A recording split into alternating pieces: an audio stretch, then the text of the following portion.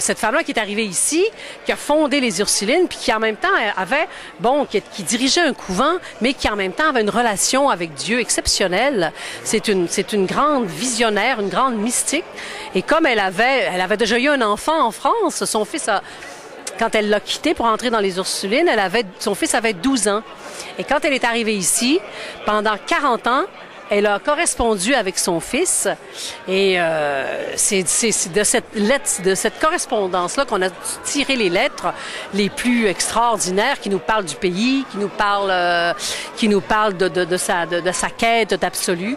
Alors voilà, c'est les deux pôles sur lesquels on va jouer. C'est assez drôle que quand on pense à une religieuse, on pense que elle n'a pas connu l'amour, elle est chaste. Elle l'avait connu. C'est pour ça qu'elle parle, quand elle parle à Dieu, elle en parle d'une façon concrète. Les lettres, quand elle parle, ces oraisons d'amour, les lettres à Dieu, eh bien, c'est très charnel. Il y a une sorte d'érotisme qui sort de ça. C'est d'une grande, grande beauté. Est-ce qu'elle a revu son fils? Est-ce qu'elle a revu son fils? Jamais.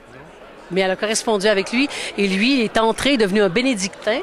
Claude Martin qui s'appelait, et lui a tout pris, toutes ces lettres-là, et il a publié l'œuvre de sa mère. C'est probablement la première grande auteure au Québec.